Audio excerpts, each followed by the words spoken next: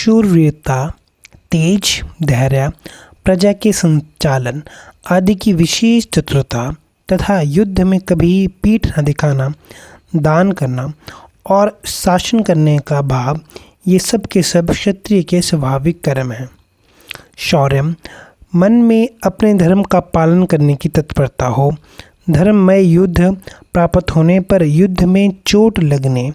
अंग कट जाने, मर जाने आदि का किंच मात्र भी भय ना हो, घाव होने पर भी मन में प्रसन्नता और उत्साह रहे तथा सिर कटने पर भी पहले जैसे ही अस्त्र शस्त्र चलता रहे, इसका नाम शौर्य है। तेज,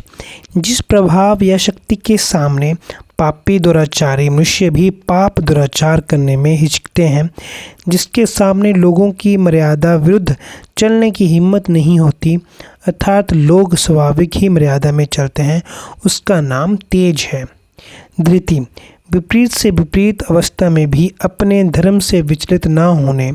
और शत्रुओं के द्वारा धर्म तथा नीति से विरुद्ध अनुचित व्यवहार से सताए जाने पर भी धर्म तथा नीति विरुद्ध कार्य न करके धैर्यपूर्वक उसी मर्यादा में चलने का नाम धृति है।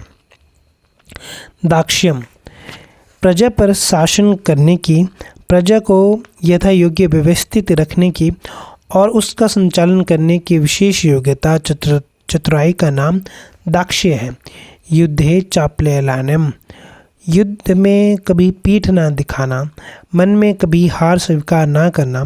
युद्ध छोड़कर कभी ना भागना, यह युद्ध में अपलायनन है। दानम, क्षत्रिय लोग दान करते हैं तो देने में कमी नहीं रखते, बड़ी उदारता पूर्वक देते हैं। वर्तमान में दान पुण्य करने का स्वभाव वैश्यों में देखने में आता है, परंतु वैश्य लोग देने में कसाकसी करते हैं,